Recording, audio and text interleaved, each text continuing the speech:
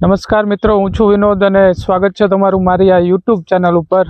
તો મિત્રો જો આજે પાછા આપણે એક નવી સફરે નીકળી ગયા છીએ અને આ કંઈક એની નદી છે, આપ જે જોઈ રહ્યા છો સામેથી તમને બતાવી દઉં તો આ ટાઈપની આખી નદી અહીંથી એ પસાર થઈ રહી છે આમ આ બાજુ। અને મિત્રો તમને માહિતી આપી દઉં કે આપણે જવાનું છે એ મહાદેવના મંદિરે। તો મિત્રો રત્નેશ્વર મહાદેવના મંદિરે આપણે જવાનું છે અને પરંતુ વચ્ચે આપણે આવો કંઈક એનો લોકેશન આવે છે તો મિત્રો તમને બતાવી દઉં। આ પણ તો જો આ આખી નદી આ બાજુથી પસાર થઈ રહી છે, મેં તમને કીધું એમ। તો સામે પણ આખી નદી એ જઈ રહી છે પેલી બાજુ અને સામે આખા એ પવનચક્કી પણ છે, આપ જે અહીંયાથી જોઈ રહ્યા હશો। તો મિત્રો આવું કંઈક એનું લોકેશન છે, અહીંથી હું તમને બતાવી દઉં। તો જો મિત્રો આપણે રત્નેશ્વર મહાદેવના મંદિરે જવાનું છે, બન્યા રહેજો મિત્રો વિડીયોની અંદર, કારણ કે ખૂબ જ મજા આવશે। અને મિત્રો એ આપણે ત્યાં જઈએ એ પહેલાં મિત્રો વચ્ચે આવું કંઈક લોકેશન આવ્યું છે તો તમને બતાવી દીધું છે, તો આપ એને પણ જોઈ શકો છો। અને મિત્રો રત્નેશ્વર મહાદેવના મંદિરે આપણે જઈએ એ પહેલાં મિત્રો વચ્ચે આપણને ભગુડા ધામ પણ આપણે લેવાનું છે મિત્રો। તો આ મોગલના આપણે દર્શન પણ કરવાના છે, તો બન્યા રહેજો મિત્રો। અત્યારે આપણે જઈશું ભગુડા મા મોગલના શરણે। તો મિત્રો ત્યાંથી પછી આપણે પાછું રત્નેશ્વર મહાદેવના મંદિરે જવાનું છે મિત્રો। એકદમ દરિયાકાંઠે એ રત્નેશ્વર મહાદેવ ગુફાની અંદર બિરાજમાન છે, તો એમના તમને દર્શન કરાવીશ। તો બન્યા રહેજો મિત્રો। જો અહીંથી કંઈક આવો રસ્તો એ જાય છે મોગલ ભગુડા ધામ તરફ, તો મિત્રો જઈએ આપણે। બન્યા રહેજો મિત્રો વિડીયોની અંદર છેલ્લે સુધી। અને જો વિડીયો ગમે તો ચેનલને લાઈક કરજો, શેર કરજો અને ખાસ મિત્રો સબસ્ક્રાઈબ કરવાનું ભૂલતા નહીં। મળીએ મિત્રો આગળ। તો જો મિત્રો આપણે પહોંચી ગયા છીએ આ ભગુડાની અંદર। આવું કંઈક એનું આ પાર્કિંગ એરિયા આપણને જોવા મળે છે, આપ જે જોઈ રહ્યા છો એમ। તો જઈએ મિત્રો આપણે અંદર અને એ માહિતી અહીંયા તમે આવો તો અહીંયા તમારી ગાડીને પાર્ક કરી શકો છો અને અહીંથી તમારે અંદર જવાનું છે। જઈએ મિત્રો।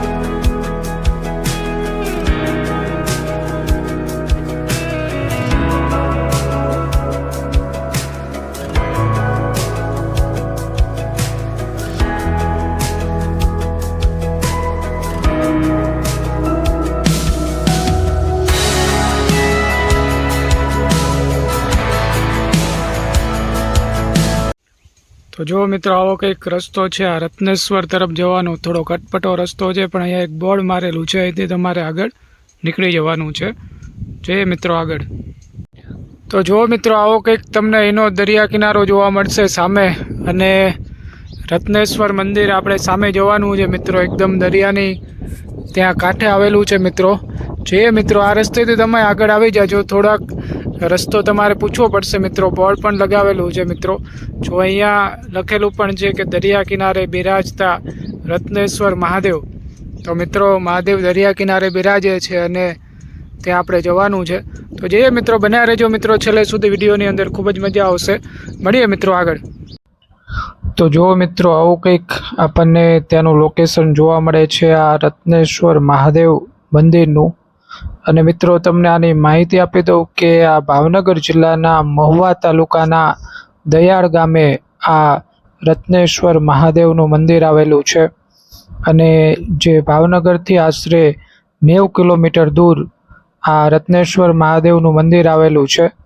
અહીં તમે એસટી બસ તથા પ્રાઇવેટ વાહનો મારફતે પણ એ તળાજા થઈને દયાળ ગામે આવી શકો છો અને ત્યાંથી તમે આ રત્નેશ્વર મહાદેવે પહોંચી શકો છો। તો જો મિત્રો આવું આ દરિયા કિનારે સરસ મજાનું એવું આપણને ભગવાન શંકર ભગવાનનું મહાદેવનું એવું આ રત્નેશ્વર મહાદેવનું મંદિર જોવા મળે છે મિત્રો. અંદર ગુફાની અંદર છે, તો એ પણ હું તમને બતાવવાનો છું. તો બન્યા રહેજો મિત્રો વિડીયોની અંદર છેલ્લે સુધી. ખૂબ જ સરસ મજાનો એવો વિડીયો છે મિત્રો, અને ખૂબ જ સારી એવી જાણકારી પણ તમને અહીંથી મળી રહેશે. તો મિત્રો આ રત્નેશ્વર મહાદેવ એટલે કે મિત્રો આમ તો આ દરિયાને એ રત્નોની ખાણ પણ કહેવામાં આવે છે, કારણ કે દરિયો એ અનેક રત્નોથી ભરેલો છે મિત્રો. એની અંદરથી ઘણા બધા રત્નો એ આપણને મળે છે. તો એ આ રત્નેશ્વર મહાદેવ એવા આ દરિયા કિનારે બિરાજમાન છે. તો મિત્રો મહુવાના દયાળ ગામે એ શિલ્પકારે જાણે પોતાના મોજારૂપી હાથ વડે એ કંડારીને બનાવ્યું હોય તેવી કુદરતી અલૌકિક ગુફાની અંદર આ રત્નેશ્વર મહાદેવ એ આપણને બિરાજમાન થયેલા જોવા મળે છે.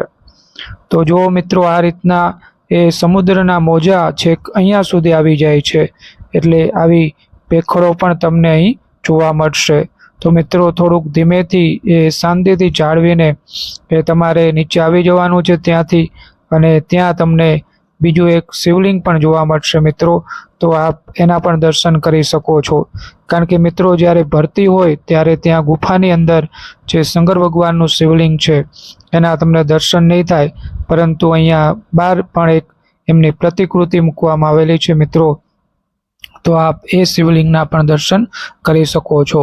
તો મિત્રો જ્યારે ઓટ હોય ત્યારે તમારે આવવાનું રહેશે, નહીંતર આ જે ગુફા છે કે એની અંદર પાણી એ આવી જાય છે મિત્રો, તો આપ એના દર્શન નહીં કરી શકો.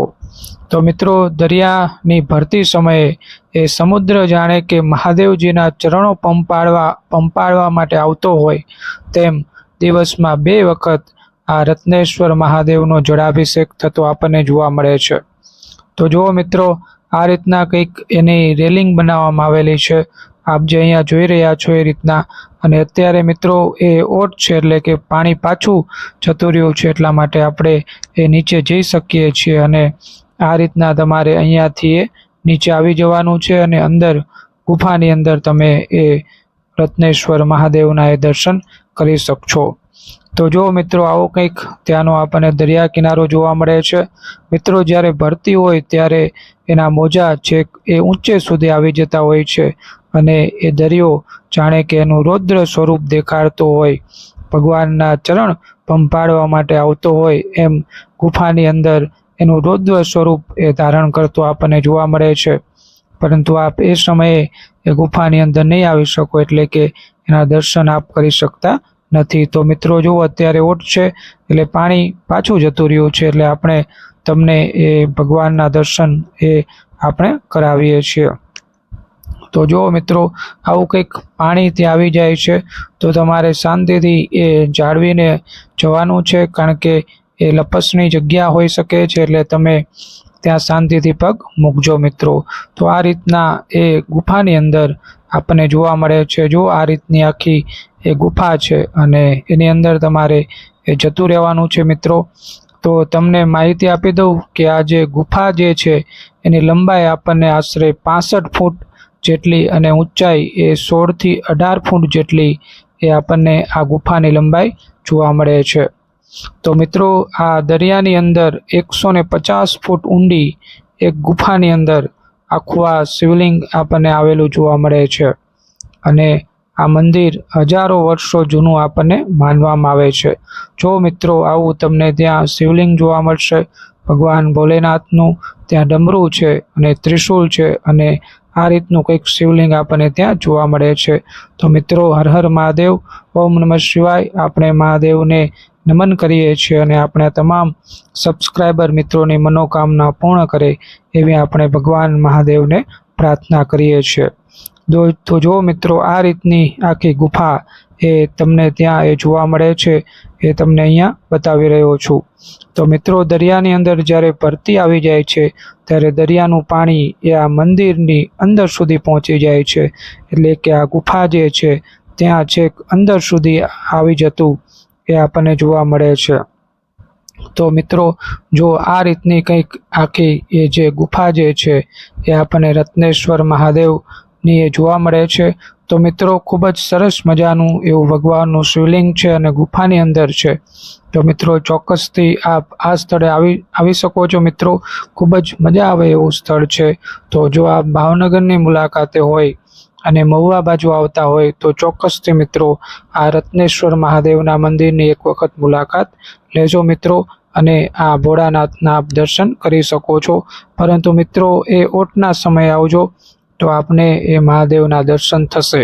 અને મિત્રો છેક વાહનો તમારા છેક અંદર સુધી આવી જાય છે, એટલે જે બહાર પાર્કિંગ છે ત્યાં સુધી આવી જશે. તો તમારા વાહનો પણ છેક તમે ત્યાં સુધી લાવી શકો છો.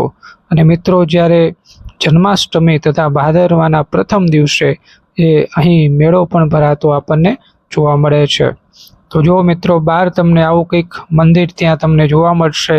તો આ રીતનું શિવલિંગ ત્યાં પણ છે મિત્રો. તો આપ ત્યાં પણ દર્શન કરી શકો છો. તો ઓમ નમઃ શિવાય આપણે એમના પણ એ નમન કરીએ છીએ મહાદેવને, શંકર ભગવાનને, ભોલેનાથને. અહીંયા પણ તમને આ રીતનું આખું મંદિર એ જોવા મળશે. તો મિત્રો વિડીયો જો તમને ગમ્યો હોય તો વિડીયોને એક લાઈક આપી દેજો મિત્રો. અને ચેનલ ઉપર આપ જો નવા હોય તો ચેનલને સબસ્ક્રાઈબ કરી દેજો, જેથી કરીને આપને આવા નવીન વિડીયો વિશેની માહિતી મળ્યા કરે. અને મિત્રો કોમેન્ટ કરવાનું પણ ભૂલતા નહીં. હર હર મહાદેવ લખી દેજો મિત્રો. અને વિડીયોને શેર પણ કરી દેજો, જેથી કરીને બીજા લોકોને પણ આની માહિતી મળ્યા કરે. અને આપને આવી નવી માહિતી જોઈતી હોય તો ચેનલને એક વખત સબસ્ક્રાઈબ આપ કરી દેજો મિત્રો.